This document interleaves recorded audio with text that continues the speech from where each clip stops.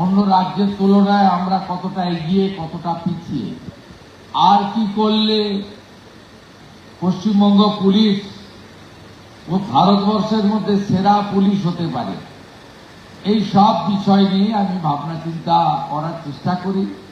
Limitation আছে, সীমাবদ্ধতা আছে। আগের প্র্যাকটিসগুলোর মধ্যে কিছু ভালো দিক থাকলে অনেক খারাপ দিক ছিল। তারপরে cut your coat according to your cloth, ছাদ থাকলে তো হয় না, ছাদ দিয়ে কুলাতে হবে। এই রাজ্যে ভীষণ অর্থনৈতিক দেনা, সব মিলিয়ে আপনারা ভীষণ অসুবিধার মধ্যে থাকেন আমরা জানি। প্রত্যন্ত এলাকায় কাজ করতে হয়, না আছে থাকার জায়গা, না আছে ভালো পরিশ্রুত পানীয় জল, না আছে আপনাদের লজিস্টিক সাপোর্ট গাড়ি ঘোড়া ইত্যাদি, না আছে অনেক কিছু ত্রুটি আছে।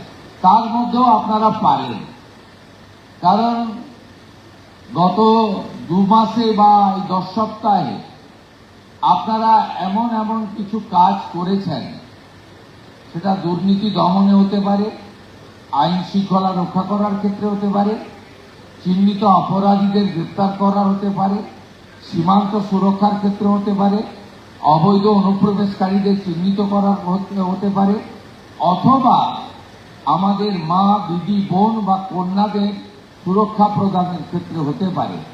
আপনারা একটা ডিসিপ্লিন অর্গানাইজ সংগঠন হিসেবে এই অল্প সময়ে অনেকগুলো ভালো নজির তৈরি করতে পেরেছেন।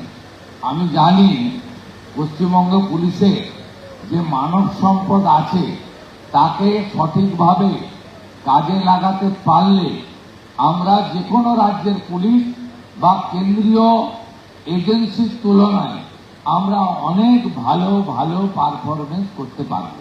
আপনারা ভালো থাকবেন, আপনাদের মন্ত্রী আপনাদের সাথেই থাকবে। বাংলা হান্টের আরও খবর দেখতে নজর রাখুন। বাংলা খবর মানেই বাংলা হান্ট।